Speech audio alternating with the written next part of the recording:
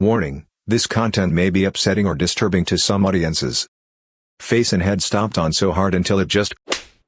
Former convicts of Reddit, what did happen to pedophiles in prison? I was in jail last year for drug charges. They put a convicted groper into our unit because the regular sexual charge unit was full or something. Anyways, I paid someone 2 soups to grope him. We were all watching TV when I hear my nig call my name behind me.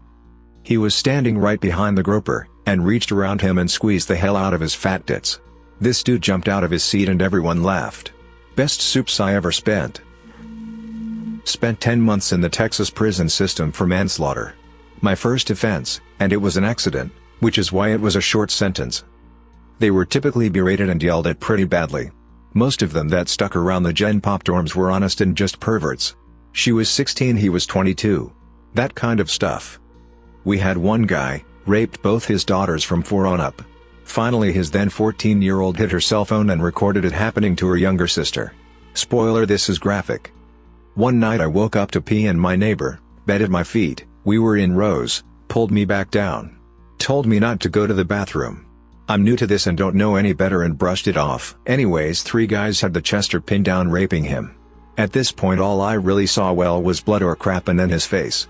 It looked like a sock wrapped around a broomstick shoved sideways in his mouth to keep him quiet. The scary part was the sound. There were 56 men in the storm. There wasn't enough sound to wake up hardly anyone. All this lasted maybe 1 second and I went back to bed. I didn't sleep that night or the next at all. That man spent the rest of the time I had there with his head down, or swinging wildly at anyone who even looked at him wrong. The worst part is almost everyone acted like it was normal, and I didn't do a damn thing about it. I went with the flow. I lived in the same large, gymnasium-sized, room for 5 months with him and could never look at him knowing I didn't help. Prison is hell. People act like it's what they deserve. If our government's elects spent 1 week in a prison we would see reform so fast. I only made it because I was smart. A few well-respected people basically said this guy's not coming back, don't mess with him, and I would build a tattoo gun or a radio, steal from work. Guards never looked twice at me. I still got stabbed, got beaten and had to hurt a few people. For anyone wondering, I crashed going 14 miles per hour over the limit, 74 in a 60, my best friend didn't have a seatbelt on and flew out when we flipped. I doubt I'll ever be normal and can hardly live with myself some days. I admitted to the EMT to drinking 4 hours prior to the crash. I thought my legs were broken and wanted to be honest before I got pumped full of meds. Even though I knew I was okay to drive and the blood work came back negative, a cop had me saying it on video and I got charged with manslaughter. Apparently screaming sorry at the top of my lungs at my dead friend's body, looked bad too, according to my lawyer, and made me look guilty. I signed a plea. Ex of mine went to prison in Brazil. Said an offender came in after he was processed. Both the inmates and the guards dressed him in a dress, wig, put lipstick on him, put out cigarettes on him, and beat the crap out of him. Didn't know if he made it or not. Most Chesters I encountered in jails and prisons were older, white guys. There were a few there for sexual relations with girls who were 15 when they were 18, and they are generally left alone as it is a situation many people might find themselves in as an 18-year-old kid. Older dudes do not get that leeway though. They are beaten, extorted, robbed, raped themselves, or killed by the alpha inmates. They really didn't like to kill the guys at the camp I was on as they are, like I said, older white guys. They typically have money on their books and go to commissary every week. They are an endless source of hygiene products and snacks. I've seen a line of inmates outside of a Chester's cell door with a list of items they each want him to order. For his sake, he better hope he's got the money on his books to satisfy all their wants. If he doesn't, it never ended well for him. At a county jail I was in Northern Virginia 1997, they would bring food carts up to each block with the appropriate number of trays and drinks for each inmate to receive one meal. It wasn't exclusive to Chester's, but if you saw a guy grab 2 trays back to back through the food slot, you knew someone either A, wasn't going to eat because of their crime, or B, they were put on a diet because whoever grabbed 2 trays thought that person was trash. Normally though, they would announce to the rest of the block whose tray they were taking to alleviate any potential confusion in case one of their boys was the guy going without. Funny part is, most people didn't even eat the food. They waited until everyone had access to their boxes. We were locked out of our cells in the day room every morning at 7:30, and made burritos, ramen, chips, meat, cheese etc. for dinner. Correctional officers know what's going on, they don't really seem to care though. I guess overall they get it the worst. A lot of guys are there to do their time and go home or do their time as drama-free as possible. All bets are off though when it comes to Chesters. I kind of felt bad for them, to be honest. What makes him so much worse than me? Sure, I didn't molest kids, but what makes their crimes of murder, armed robbery and rape any less life-changing or traumatic for their victims?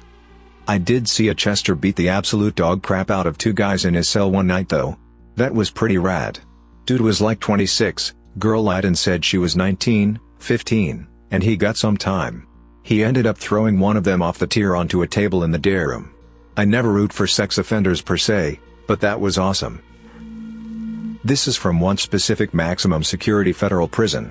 There are so many different types of jails and prisons with varying levels of security and huge variables in population type. Obviously what I experienced doesn't mean that every single other jail and prison is like this.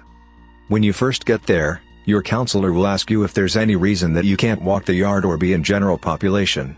This is usually where you make the decision to do your time in the SHU all alone, or take your chances out with everyone else.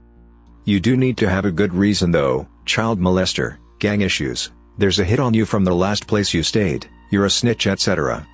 When you get settled in, the shot caller from your race will approach you. You're told something like this: you have 1 week to get us your paperwork so we can make sure you're not a trauma or have no Rule 35s. If you don't provide this in a week, we'll kill you. Here's a toothbrush, some snacks, some soap, let me know if you need anything. Chamo equals child molester. Rule 35 equals reduced sentence for snitching on someone. So, you show them your paperwork, and if you're clean you're good to go. If you don't show paperwork, or you're not clean, you will be killed within the next week. For some reason, new guys do not take this seriously.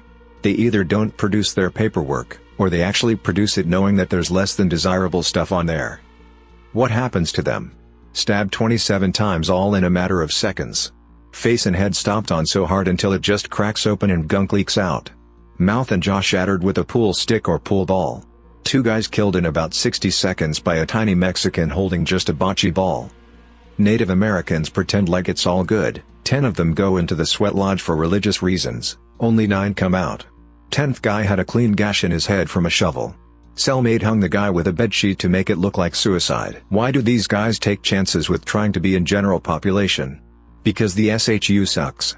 You're by yourself, no TV, 3 showers a week, no access to things like the prison barber, limited access to phones, video visitations, constant video monitoring to prevent suicide. And every 18 months they ship you to a new prison. If you're looking at 40 years for child rape, that can be a long time to live in those conditions. Sometimes guys will stay in general population knowing that they will get killed, simply because they don't want to be there but can't commit suicide in the SHU. I work in a medium security state prison, and the short answer is nothing. Most COs are not allowed access to inmate records, and the ones who are don't usually spread it for fear of doing the paperwork involved with a stabbing. In our facility, inmates who act properly get a room to themselves, and this is by far the biggest deterrent to any misbehaving. Also, the saying here is, in prison you can be whoever you want. Many openly lie for fear of retaliation. In the rare case where the info gets out, they will be shunned by groups they don't really affiliate with anyhow. They most often find a level of acceptance with the many religious groups inside. Also in my facility, rape is almost unheard of. The sex there is almost entirely consensual, to the point of evenly distributing the punks amongst the blocks. I did 6 months in current Fromhold Correctional Facility, didn't even make it to Gen Pop before 2 huge guys from the same street found out that some Asian dude was in for touching his niece. This guy, my god, they approached him at lunch and snatched away his tray first. The bigger of the 2 slapped him so hard, it almost hurt me while screaming, "So you like to hurt little girls?" Followed up by the man who took the tray hitting this little Asian guy with a straight-up sucker punch that laid him out flat. After that, I'm pretty sure every inmate on C block stopped his head. COs had pepper spray flying everywhere, and when all was said and done, the pedo was taken to the hospital and the rest of us didn't get dinner because we were locked down for 24 hours. That was only quarantine.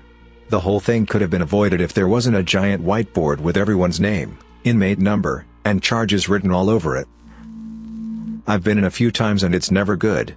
I've seen guys beat near to death, choke out the shampoo bottles shoved in their butts. I have seen them kept on the block for days to be starved and extorted, and I also work in the kitchen where when the tray is for protective custody. We and the guards are made to spit on them, threw the stuff on the floor, pretty much anything you can imagine. A few places weren't as harsh because it was short-timers who weren't gonna risk too much, but the higher the security the worse they get it, but nowadays they pretty much get their own prison so they aren't assaulted and killed. Thanks for listening to Radio TTS. Subscribe and like if you enjoyed disturbing and dark videos. We do also have some happy dandy duty content.